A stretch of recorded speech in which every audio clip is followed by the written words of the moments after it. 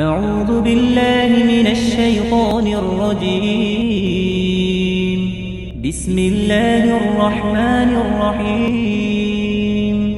الرحمن علم القرآن خلق الإنسان علمه البيان. الشمس والقمر بحسبان والنجم والشجر يسجدان. والسماء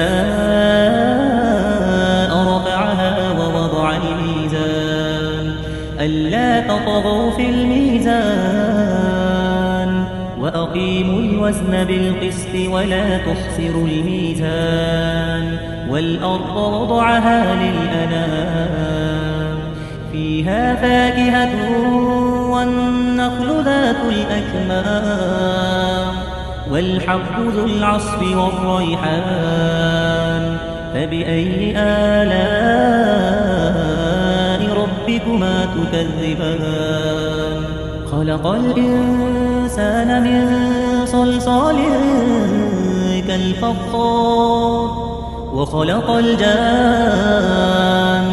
من مارج من نار. فبأي آلاء ربكما تكذبان؟ رب المشرقين ورب المغربين. فبأي آلاء ربكما تكذبان؟ مرج البحرين يلتقيان بينهما برزخ لا يبغيان. فبأي آلاء ربكما تكذبان؟ يخرج منهما اللؤلؤ والمرجان. فبأي آلاء ربكما تكذبان؟ وله الجوار المنشآت في البحر كالأعلام. فبأي آلاء ربكما تكذبان؟ كل من عليها فان ويبقى وجه ربك ذو الجلال والإكرام. فبأي آلاء ربكما تكذبان؟ يسأله من في السماوات والأرض كل يوم هو في شأن. فبأي آلاء ربكما تكذبان؟ سنفرغ لكم أيها الثقلان. فبأي آلاء ربكما تكذبان؟ يا معشر الجن والإنس إن استطعتم أن تنفذوا من أقطار السماوات والأرض فانفذوا لا تنفذون إلا بسلطان. فبأي آلاء ربكما تكذبان؟ يرسل عليكما شواظ من نار ونحاس فلا تنتصران. فبأي آلاء ربكما تكذبان؟ فإذا انشقت السماء فكانت وردة كالدهان. فبأي آلاء ربكما تكذبان؟ فيومئذ لا يسأل عن ذنبه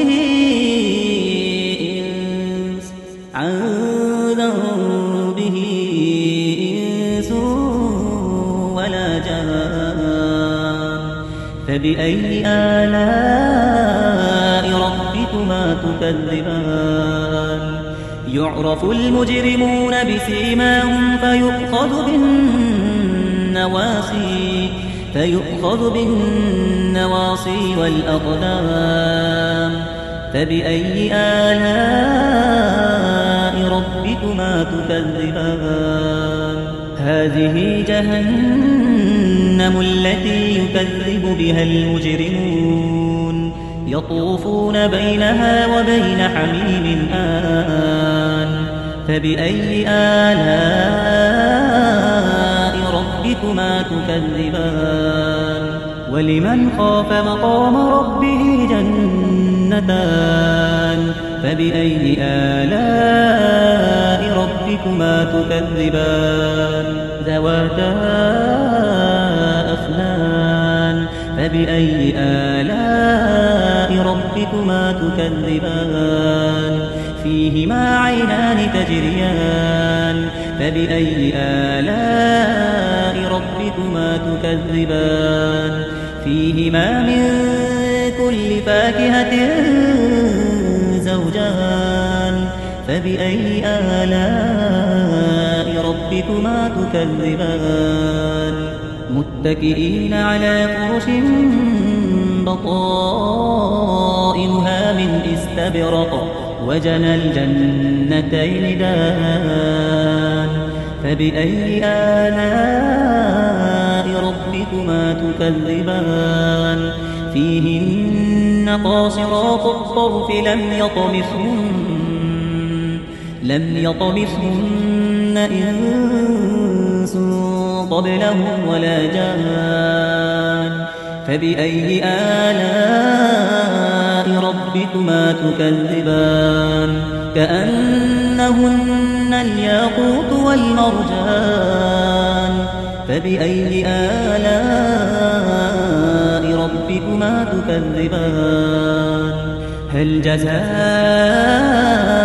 الإحسان إلا الإحسان فبأي آلاء ربكما تكذبان ومن دونهما جنتان فبأي آلاء ربكما تكذبان مدهامتان فبأي آلاء ربكما تكذبان فيهما عينان نضاختان فبأي آلاء ربكما تكذبان فيهما فاكهة ونخل ورمان فبأي آلاء ربكما تكذبان فيهن خيرات حسان فبأي آلاء ربكما تكذبان